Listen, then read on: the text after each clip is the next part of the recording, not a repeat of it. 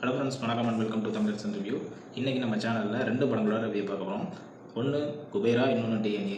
First Kubera படத்தோட review பார்த்துடலாம். தனுஷ் அவரோட நடிப்பில் இந்த படம் வந்து ரிலீஸ் ஆகிருக்கு. தனுஷ், நாகார்ஜுனா, ராஷ்மியா அவர்களோட நடிப்பில் வந்து இந்த படம் ரிலீஸ் ஆகிருக்கு. ஸோ இந்த படம் பெரிய அளவுக்கு எக்ஸ்பெக்டேஷன்ஸ்லாம் எனக்கு தெரிஞ்ச வரைக்கும் இருக்கலை அப்படின்னு தான் சொல்லணும். அந்த அளவுக்கு தான் இருந்தது. இந்த படத்தோட ப்ரமோஷன்ஸ்லாம் நிறையாவே இருந்தாலும் எக்ஸ்பெக்டேஷன் ரொம்பவே வந்து பெருசாக இல்லை. ஒருவேளை தெலுங்கு சப்ஜெக்ட்னால அப்படி இருந்ததா அப்படின்றது எனக்கு புரியல. ஸோ இந்த படத்தோட கதை என்ன அப்படிங்கிறத ஃபஸ்ட்டு பார்த்துலாம். அந்த படத்தோட கதை அப்படின்றது என்னென்னு பார்த்தீங்கன்னா, ஸோ ஒரு வில்லன் ஒருத்தர் இருக்கார். அவரோட பணத்தை வந்து பிளாக் மணிலேருந்து ஒயிட் மணியாக மாற்றணும். அதுக்காக 4 பிச்சைக்காரங்களை பிடிக்கிறாங்க. அந்த பிச்சைக்காரங்களை ஒருத்தர் தான் தனுஷ் அவர்கள்.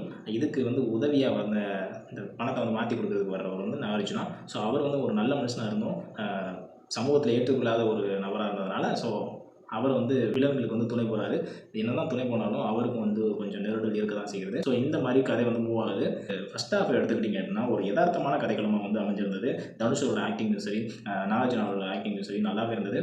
தனுஷோட ஆக்டிங் எல்லாருமே தூக்கி சாப்பிட்டார் அப்படின்னே சொல்லணும். அவரோட ஆக்டிங் வந்து லெவல் வந்து ஹையாகவே இருக்குது. ஒவ்வொரு படத்துக்கும் வந்து எஃபர்ட் போட்டே இருக்காப்புல. ஸோ இவ்வளோ முன்னணி நட்சத்திரமாகவே இருந்தாலும் இந்த ஒரு கேரக்டரை வந்து அக்செப்ட் பண்ணி நடிச்சதுக்கே அவர் பாராட்டணும். அவரோட ஃபேஸ் ரியாக்ஷனே வந்து நம்மளை வந்து அவ்வளோ வந்து இந்த படத்துக்குள்ளே கொண்டு போகுது.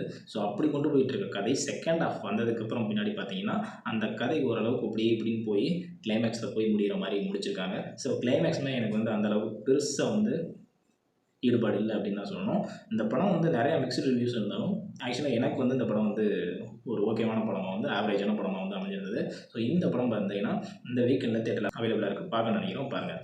ஸோ அதுக்கப்புறம் இப்போ டிஎன்ஏ படத்தோட ரிவ்யூ பார்த்துலாம். அதர்வா அவரோட ஆக்டிங்கில் வந்து இந்த படம் வந்து ரிலீஸ் ஆயிருக்கு. அதர்வாவுக்கு ஒரு கம்பேக் வரணும் அப்படின்றது தான் முக்கியமான ஒரு விஷயம். இந்த படம் வந்து கம்பேக் அமைஞ்சிருக்கா, அது மட்டும் இல்லாமல் டேரக்டருக்குமே இந்த படம் வந்து ஒரு கம்பேக் அமைஞ்சிருக்கா அப்படின்னு தான் தெரியணும்.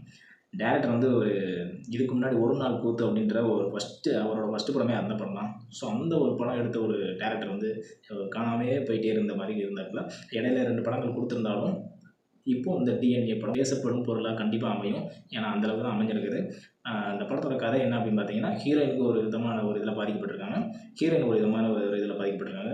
2 பேருக்கும் கல்யாணம் நடக்குது. அதுக்கப்புறம் அவங்களுக்கு குழந்தை பிறகுது. அந்த குழந்தை வந்து காணாமல் போகுது. அந்த குழந்தை காணாமல் போனது உண்மைதானா அப்படிங்கிறத வந்து கண்டுபிடிக்கிறது தான் அந்த படத்தோட கதை. எல்லாருமே வந்து நம்பவே மாட்டுறாங்க. குழந்தை காணாமல் போச்சு அப்படின்னு ஹீரோயின் சொல்கிறாங்க. இது என்னோடய குழந்தை இல்லை, பிறந்த கொஞ்ச நேரத்தில் எப்படி சொல்லும்போது யாருமே நம்ப மாட்டாங்க, டாக்டருமே நம்ப மாட்டாங்க. ஆனால் அவங்க மேலே ட்ரஸ்ட்டு வச்சு நான் தான் சரி ஓகே நான் நம்புகிறேன் அப்படின்னு சொல்லிட்டு ஹீரோ வந்து அந்த குழந்தையை கண்டுபிடிக்கிறதுக்கான வேலையில் வந்து இறங்குறாரு. கண்டுபிடிச்சாரா, அதில் உள்ள திருப்பங்கள் என்ன அப்படிங்கிறது அந்த படத்தோட கதை. படத்தோட சப்ஜெக்ட் வந்து எனக்கு சூப்பராக பிடிச்சிருந்தது. இந்த படத்தில் இந்த வாரம் ரிலீஸ் ஆகிருக்கிற இப்போ ரீசெண்டாக அந்த மந்த் ரிலீஸ் ஆகிருக்கிற படங்களில் மற்ற படங்களை விட இந்த படம் வந்து எனக்கு ரொம்பவே வந்து கனெக்ட்ஃபுல்லாக இருந்துச்சு, நல்லாவே இருந்தது அப்படின்னு சொல்லணும். ஸோ இந்த படமும் தியேட்டரில் அவைலபிளாக இருக்குது. ஸோ இந்த 2 படங்களும் உங்களுக்கு எந்த படம் பிடிச்சிருக்கு அப்படின்னா கீழே கமெண்ட் பாக்ஸில் கமெண்ட் பண்ணுங்கள். மறக்காமல் நம்ம சேனலை சப்ஸ்கிரைப் பண்ணிடுங்க. மறக்காமல் சர்ப்ரைஸ் பண்ணுங்கள். தேங்க்யூ.